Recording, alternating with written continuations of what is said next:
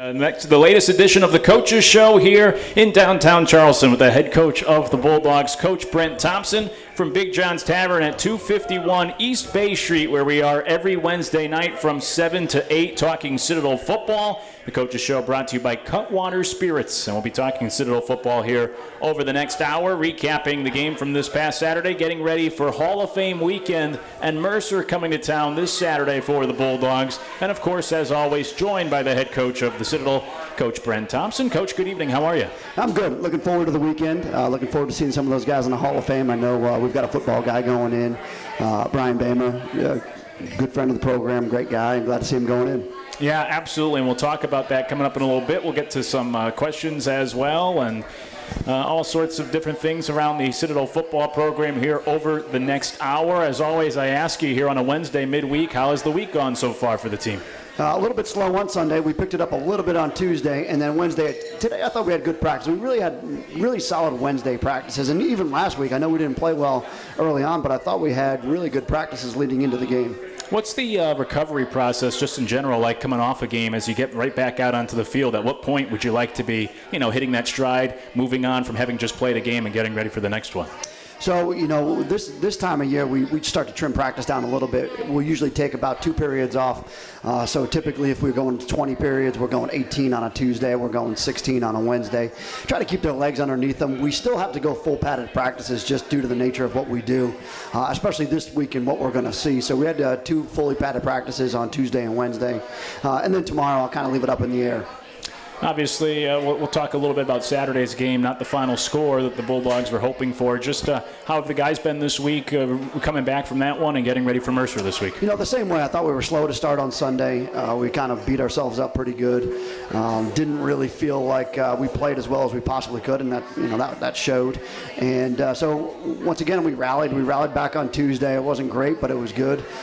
Good enough, I would say, to get us to Wednesday and clean a lot of things up on Wednesday. And today, the atmosphere was good, the energy was good out of practice, and I thought we had a little bit of excitement to us, and we had a good practice because of it.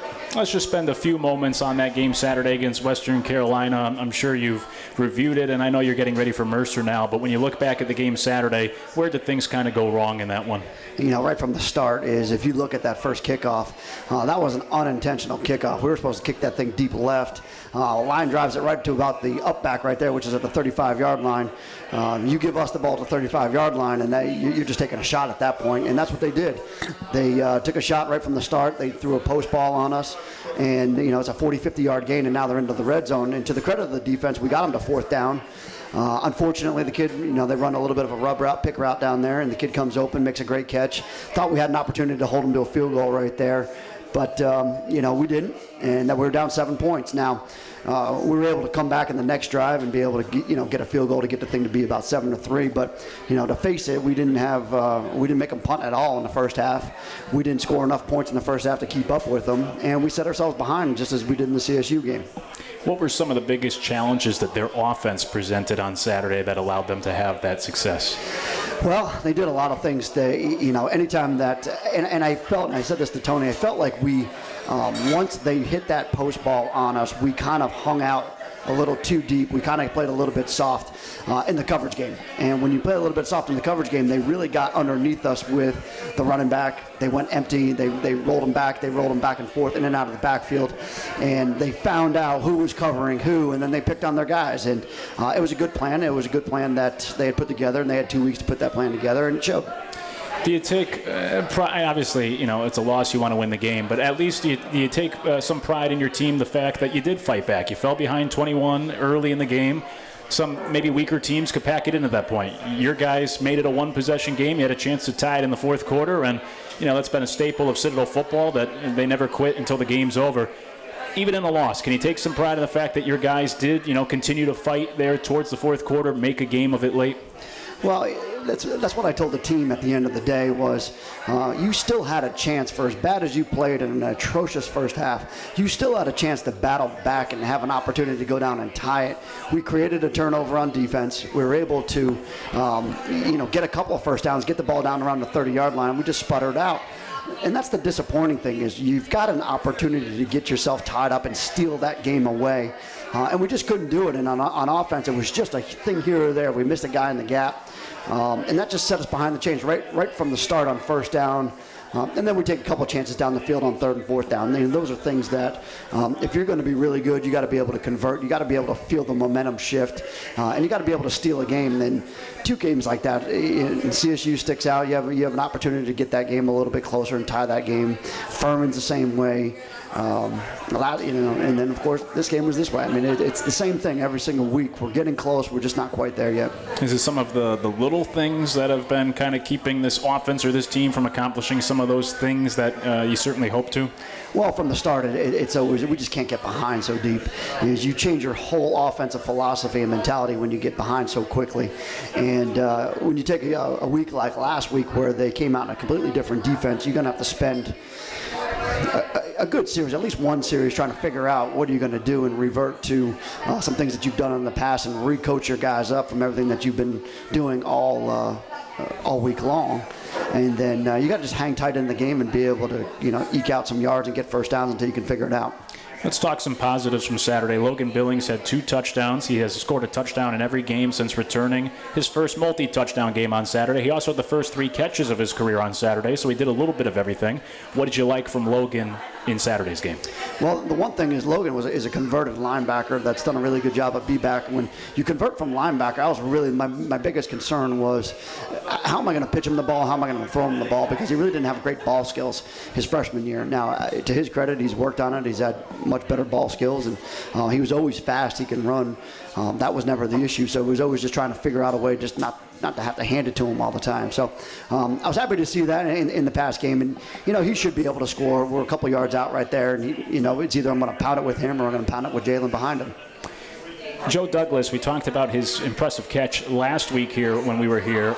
This past Saturday, only had a couple of carries, but he did have a career-high number of yards. He had his longest run, a nice 14-yard run. So I know we talked about Joe last week and the transition going back to A-back, but then we saw him make a couple of nice runs when he did get the football on Saturday. So just what did you see from Joe Saturday and that continued growth for him at the A-back spot?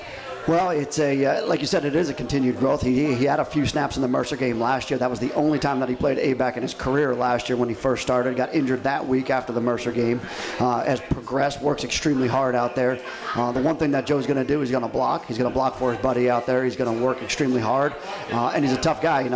He's been banged up with an ankle injury in there. He's been battling through that. You would never know it in a game scenario. He's going to go out there and give it everything that he's possibly got, and that's what I love about Joe. And as I said last week, when we recruited Joe, it was just a guy that I wanted in my program because of all those things that are maybe the intangibles about who he is and what he does. On the defensive side of the football, Wilson Hendricks had a team-high 13 tackles. May even be a career high for him, but for Wilson specifically, what stood out from him either this past Saturday or just what you've seen from him so far this Wilson's gained a lot of confidence. Wilson had zero confidence because really another guy, for what we have to do, he is a converted quarterback. For what we have to do in recruiting is we have to recognize talent in guys, be able to coach that and be able to develop them. Now, unfortunately, last year we had to develop it really, really quickly. He was a true freshman last year. Due to C-Bev being out, he had to play quite a bit for us.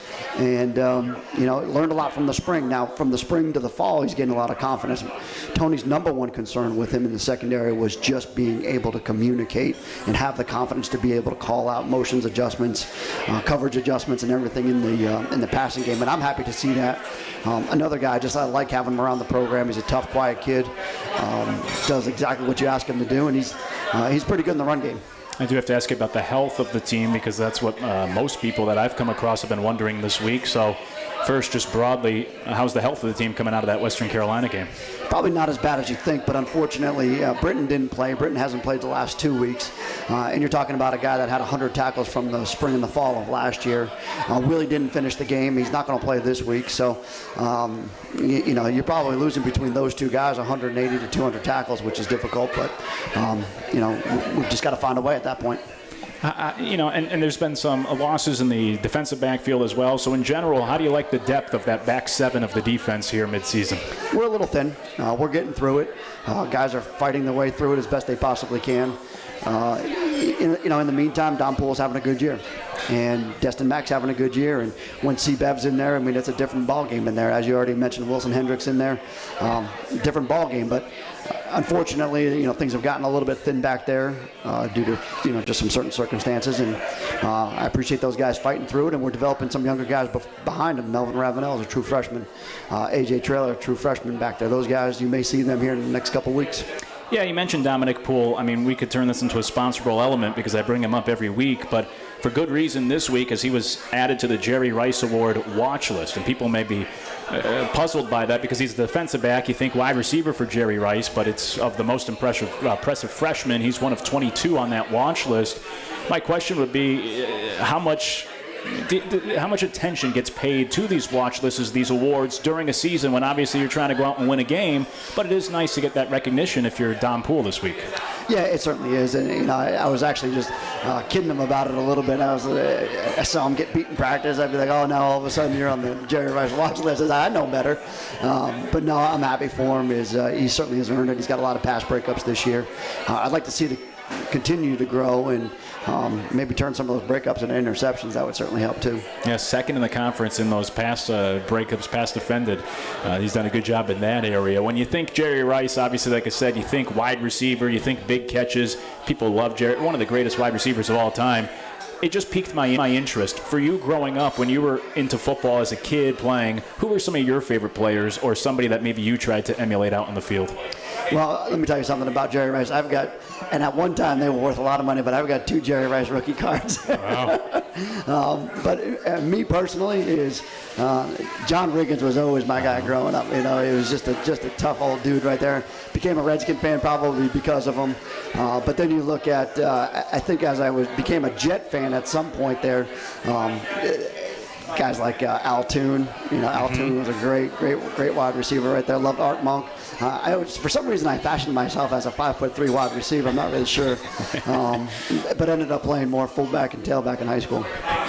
Those Jerry Rice rookie cards, you still have them? I still do. Are they like mint condition? They are in mint condition. Oh, absolutely. I took them, put them in a case a few years ago. I'm just waiting for them to come back around. Yeah, hold on to those things. Were you a big trading card collector as a kid? It's funny you said it. Just maybe 1 or 2 years, and it was that 86 year, somewhere in there. 86 year, I seem to have a lot of those cards. There's probably some from me a couple years before and a couple years after. But other than that, it was like a Steve Young. I think there's a Steve Young rookie card in there when he was with Tampa Bay. A couple of other pretty good cards that I had. Well, congratulations certainly to Dominic Poole on the honor of being mentioned or being added to that watch list, the Jerry Rice Award watch list for his performance so far as a freshman. Getting back to the Bulldogs and the team, people will say the most important position isn't just the quarterback, it's the backup quarterback. Derek Hampton finished the game on Saturday. What did you see from Derek out there in the fourth quarter? Derek's come in relief a couple of times. He actually played the whole Sanford game. Derek's a fifth-year guy for us. He played a little bit of A-back, knows the offense, played the offense in high school. So we don't lose a whole lot. He's gotten plenty of reps in there. He knows his offense inside and out, makes some really good checks in there. Threw the ball halfway decently in there. I think it didn't really concern me when he went in. I thought we could pick up kind of where we left off and give ourselves an opportunity to go down and score, which he did. We'll talk more about the Citadel Bulldogs as they get ready for Mercer this weekend. We also have Hall of Fame weekend. We'll touch on that coming up a little bit later on with the Hall of Fame induction ceremony coming up Friday night before the game Saturday against Mercer, which is a 2 o'clock kickoff at Johnson Haygood this Saturday. Hopefully you can come out and join us for the Bulldogs home game against Mercer on Saturday. We'll get ready for that one, continue to talk about the Bulldogs football program, field some questions as well, and a whole lot more. The head coach of the Bulldogs, Coach Brent Thompson, here from Big John's Tavern in downtown Charleston, 251 East Bay Street, where we are every Wednesday night talking Citadel football. The Coaches Show brought to you by Cutwater Spirits. We'll be back with more after this on the Citadel Sports Network.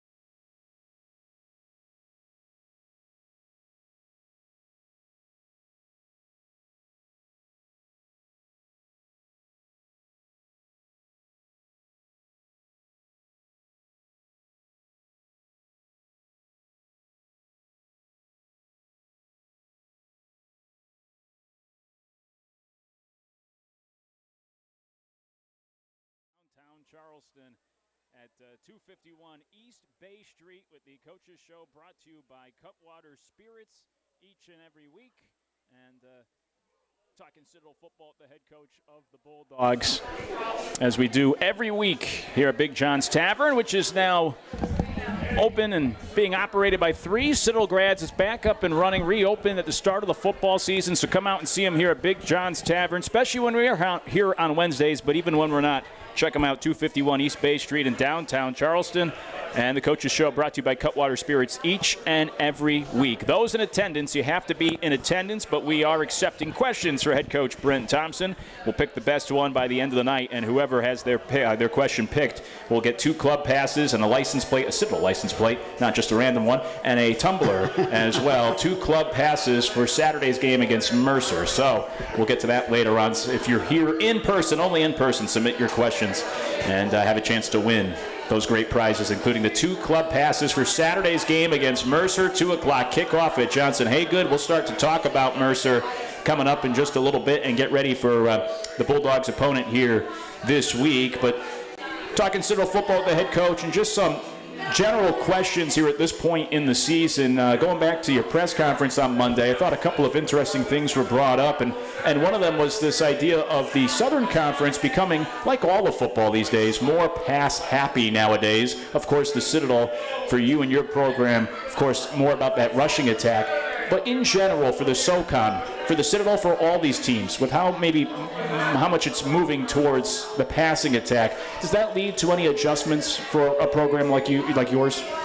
You know, it's not just our conference either. It's really just football in general. And there's a couple of things that have kind of led to that. Number one is probably TV, right? It's fans' TV. It's kind of what people want to see. Is people want to see more scoring. Unfortunately, everything that has gone on with the game has benefited those kind of teams, right? All of a sudden we're allowing people to block down the field, right? And we see it. I see it every single Saturday. I see offensive linemen down the field. Well, they went from having 1 or 2 yards to now it's 3.5 yards. And it's 4 yards. Sometimes I've seen them 4 yards down the field. It just can't get called. The other thing is like screen passes. I mean, you see screen passes that are beyond the line of scrimmage. Guys are blocking downfield. I mean, it's blatantly against the rules right there, but nobody seems to be able to either want to call it or they just don't call it. They can't see it. The game's too fast for them. There's certain things that have just completely changed, and it's really come down to this, is that the people that really control those things, they're in charge, so they do what they really want with it, right? So it's all about driving money, it's all about driving ratings and everything else, and the game has completely changed. It started a long time ago, and it's just trickling down right now, and it's trickling down to our league, and you've got every kind of team. So when we first got in the league, VMI wasn't that way. They were a pro offense. Now they're a chuck it around team. Sanford wasn't that way. They were, Catch got there, they became that way, right? Then you've got Kerwin gets to Western, and then now they become a pass happy. You hurry up, don't let the chains get set, kind of thing. Don't let the officials get set, and just go as fast as they possibly can, kind of a team as well. So there you go. Then you got 3 teams that have already changed on over from. Wofford's changing, right? They're in the midst of a little bit of a change right now. It really comes down to us and Mercer and ETSU. So you got 3 teams of the 8 teams that are really. And I think Chattanooga is someplace in between, and Chattanooga will always be able to do a little bit of both. They've just got different personnel than the rest. Another way in which college football is changing is also the transfer portal, and it's something that has been talked a lot about in this state recently because of even Clemson's lack of willingness to climb into that transfer portal. At this level, in the Southern Conference, I know for the Citadel, you can't quite use the transfer portal like a lot of other programs. So does that put a program like the Citadel a little behind the 8 ball when it comes to the heavier use now of the transfer portal? Yes, it does, and it puts both VMI and us in really, really tough predicaments.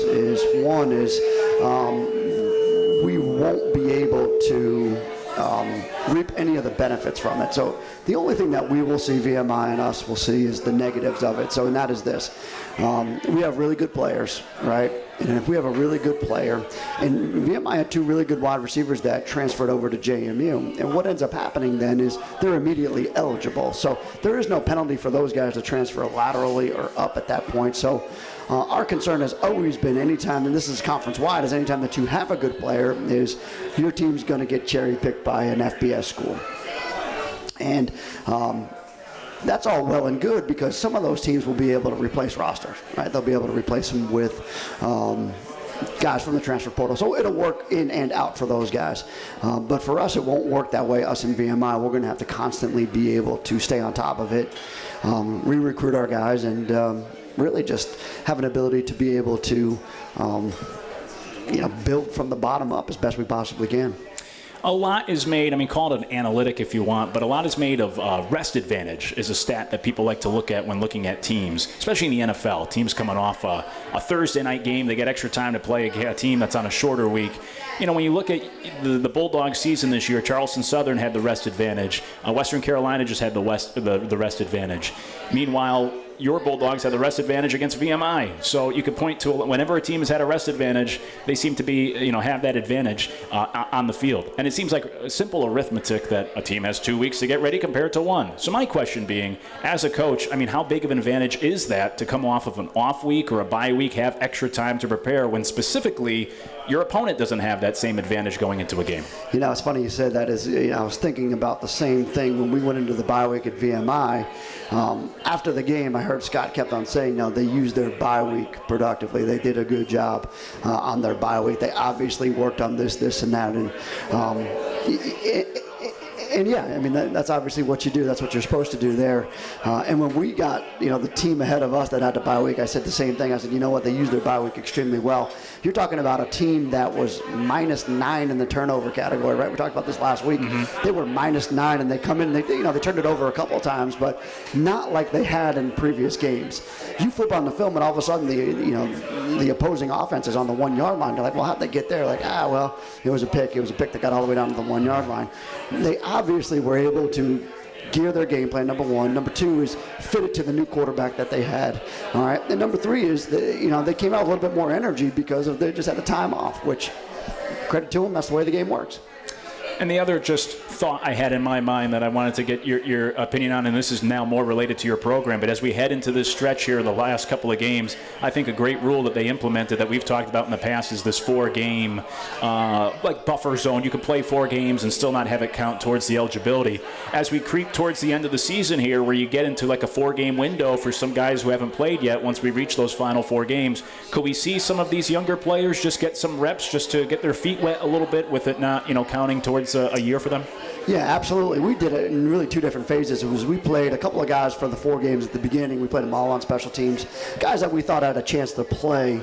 And really, Jamazon Roberts was one of those guys. We played him quite a bit, and then we were going to rest him and hold him. But he became the guy that was going to back up Willie, and he ended up getting a lot of reps there. So we ended up having to use his red shirt, unfortunately. But he's a young man that's very, very mature. He's a young guy that can handle the offense as a physical player. Really enjoy having him around.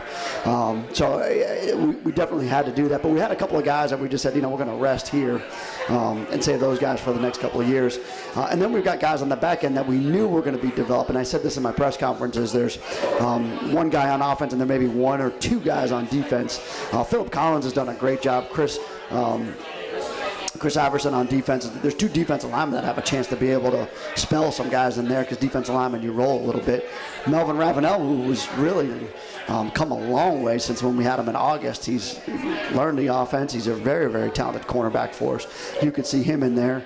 And then on defense, I think we've got Javante Graves-Billups at A-back that I've been holding on. Great speed, good hands, knows what he's doing.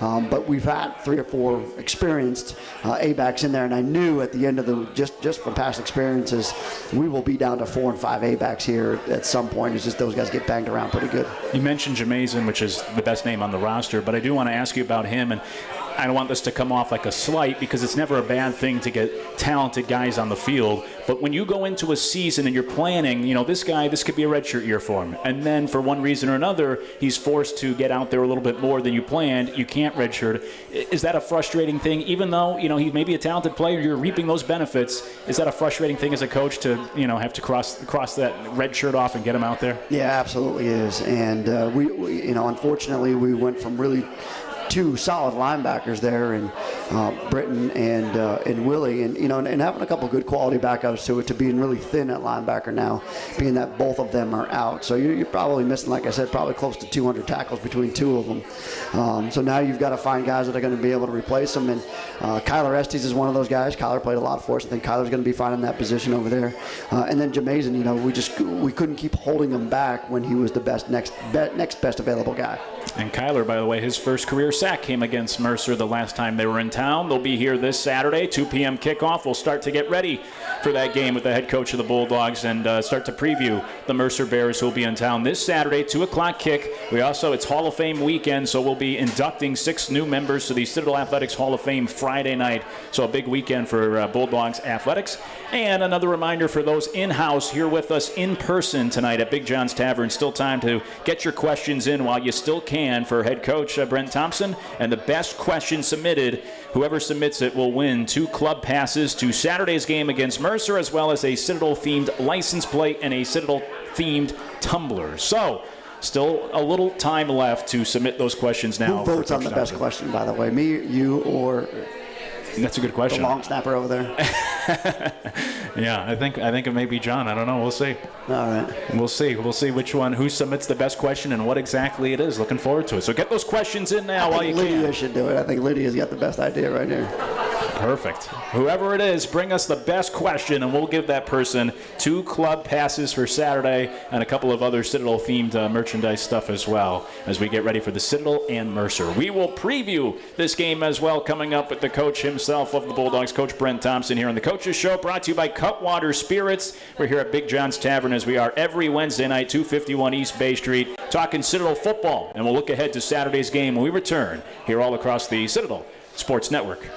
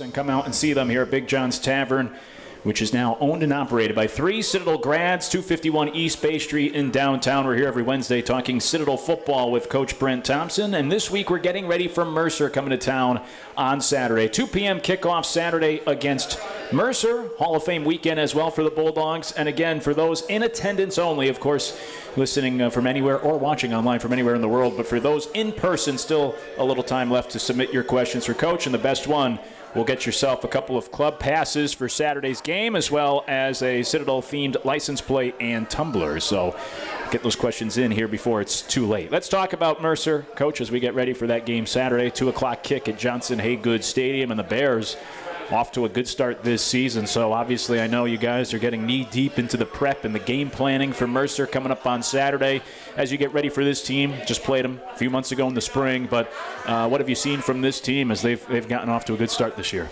Yeah, well, the first thing that you notice is they've got a different quarterback. PV played quarterback for them last year. They've got a transfer from Coastal Carolina, very, very talented. I've seen them quite a bit, being that they are a run-oriented team. I saw them against Furman. I saw them against Western Carolina. I think they do a really good job. Here's what their offense is all about. It's based out of a wing T, but he's created it, and he's created a lot of different actions, motions, shifts, and adjustments. In typical wing T fashion, though, is they will get your eyes in one spot and hand the ball back into a different spot. They'll run a lot of different boots in there on the offensive side. And then he does have a little bit of a shotgun game where he can throw it around a little bit and keep some of the same run principles and concepts the same out of the shotgun. So challenging for our defense. We've got to make sure that our eyes are in the right spot. We've got to make sure that we understand where we're supposed to be in the play action game, just like us. Defensively, very talented, still a little bit younger on the defensive side than some of the other teams that we've played, but very talented. A lot of the same guys that we played against in the spring are still there. They are guys that know what they're doing, and they're going to play, and they're going to play very fundamental football. This Mercer team, they played VMI, and that was billed at the time as the two teams off to the best start into the Southern Conference, and then VMI won 45-7, and people came away maybe thinking, well, what happened here at Mercer? So as you watch the game film and you get ready for this team, I mean, that's the big outlier to lose by 38 points like that in the conference. When you go back and look at that game specifically, did you see, how different that may have been for Mercer compared to what you should expect from Mercer here on Saturday? Well, there's two things. Number one, Mercer gave it away real early, is they gave the first play from scrimmage up for a touchdown. They looked way more disoriented than they usually do. They're usually a lot more organized in what they're doing in their approach. Just didn't seem like it was the same typical Mercer operation that you would see. And it was a home game for them. VMI, to their credit, had to travel all the way down and really played a solid defensive game. I held them to about 6 or 7 points. They turned the ball over in the red zone and held them without a touchdown in that point too, as I'm going back through the game. So, Mercer uncharacteristically turned it over for a touchdown. Just kind of fooled around a little bit and wasn't able to be their usual self, and that's to VMI's credit. And then, of course, VMI was able to pour it on. Yeah, Mercer, outside of that one, though, has been very tough this year, off to a good start this season. Some familiarity with the coaching staff. There are 2 coordinators, both at one time, working with the Citadel. So how does that come into play, some of the familiarity? It's a new coaching staff for them from just a year ago, but there are some ties here to the Bulldogs and to you. So, how much does that play in at all to the game Saturday? Yeah, Bob Bodine was the coordinator before I got here, really. Was the offensive line coach over there, does a really good job. Went to Lenore Ryan with Coach Cronick there, did a good job up there and was able to get the Mercer job. And then JT was with me here, was our secondary coach, went up to Lenore Ryan to be the defensive coordinator there with Coach Cronick, and then, of course, done a good job, carried him over there. As well as Jimmy Long. Jimmy Long is a defensive line coach, played the defensive line when we were at Lenore Ryan with us. We brought him down here as a quality control guy, a couple years here, then went to North Carolina State, and then back to Lenore Ryan with those guys. So, yep, very familiar, good bunch of guys, understand both sides of this offense. Drew, the head coach, came from Lenore Ryan, like you said, just like you did. Do you know him personally, or even before he came to Mercer? Did you know him at all? Knew who he was. I knew that he was the head coach over there at Reinhardt before he got in the Furman. Obviously, I knew him when he was at Furman as the offensive coordinator. We had seen him, watched him. I'd run into him a little bit on the road. Really, really nice guy, good guy. Runs a good, solid program. You spent 4 years at Lenore Ryan, and I know it's all about the Citadel Bulldogs now, and no need to think back. But when you do think back to your time there, what stands out? What was some of your favorite memories or favorite thing about being in that area and working there? Well, it was my first, really it was my first job down south, and I never really had lived anywhere down south, and I had an opportunity to go down and work. The number one thing is I had two really good head coaches I worked for there. One was Fred Goldsmith, who I had known who Fred was for years. I knew him when he was the head coach at Duke, because I knew who he was, didn't know him personally. But having the opportunity to be able to work for Fred, a guy that had been there, done that. He was at Arkansas, he was at Air Force, he was at Rice, he was at Duke as the head coach, he was at Rice as the head coach, and really had a lot of great stories and interesting stories. Learned a lot from him, and really just enjoyed being with him, even though I was only with him for about a little bit over 18 months or so. And then, of course, Mike took over, and we had a great run. We had 3 really good years with Mike there, 3 championships in a row, went to the conference championship, and went to the national championship game. But really met a lot of great people in Hickory. Really enjoyed living in Hickory, North Carolina, and enjoyed working at Lenore Ryan. And it's awesome to see that place change from when we were there. Is when we first got there, they were horribly bad, and I tell the story a lot. As I believe we were 5-5 heading into the Catawba game, and we really hadn't beaten Catawba. This was my first year there with Fred. And we were just happy to be 5-5 at the time. And we were going to celebrate no matter what. We won that game and lost that game. So the athletic director, who has since passed at the time, Neil McGuy, was a good dude. He planned this party, a downtown party, and we eventually had won the football game, and we won it pretty well. There was a sign on the wall that had us at 5-6. It was how they had us losing that game. That's how bad we had been. They crossed it out and put 6-5, and we ended up going there. But it was great. I mean, you're talking about a program that hadn't beaten Carson Newman in 30-something years at Carson Newman. We ended up beating them at Carson Newman. We hadn't had a winning record in 25 years or so.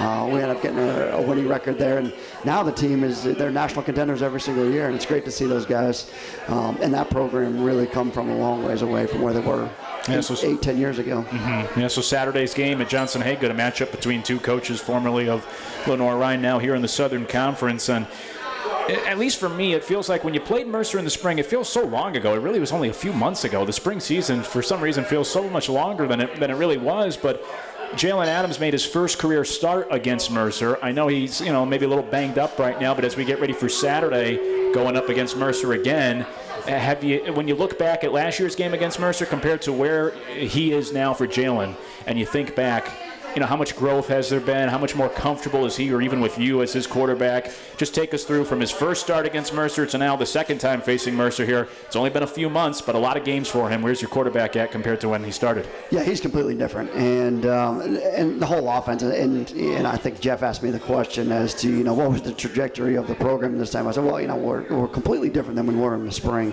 Our quarterback can actually complete passes down the field. John and I were just looking it up on the way over. I mean, he has almost 700 yards throwing this season already. We pitched, I think we gave away 2 or 3 touchdowns last year just because he was just uncomfortable with the offense. And with our offense, if you're dealing the ball around, you can easily run into those situations. We ran into 2 of them against Mercer. I think we turned over 1 for a touchdown, and we turned over 1 that I think we held him to a field goal on this time last year. He's a lot more operational. He's a lot more confident in it. Like I said, he can complete balls. We can get balls down the field. We can stretch the defense, which is great to see from him. So he's come a long way. The offense has come a long way with him there, to the point where I think that every week I keep on saying we just got to cut it loose with him and let him run it.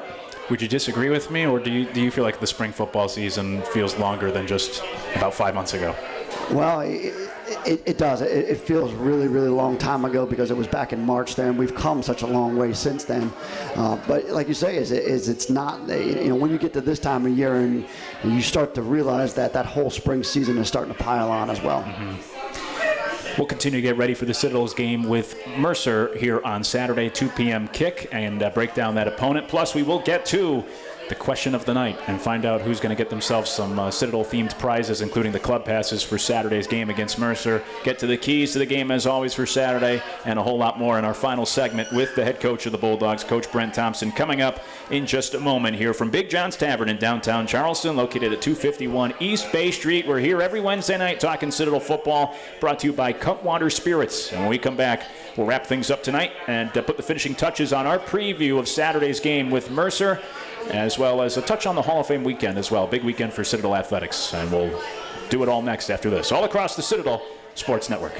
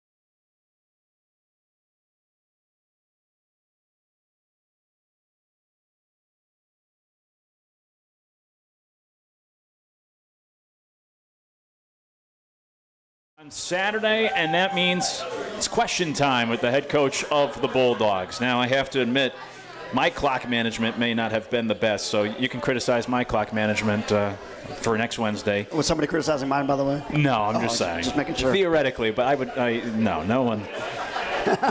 So we'll get through as many of these. Let's try to get through all of them. We got a bunch of questions for the head coach of the Bulldogs here that have been submitted in person. We start with the most important one. What will your costume be for Halloween this year? Oh, boy. Man, you stumped me right away. I don't even have a plan for that.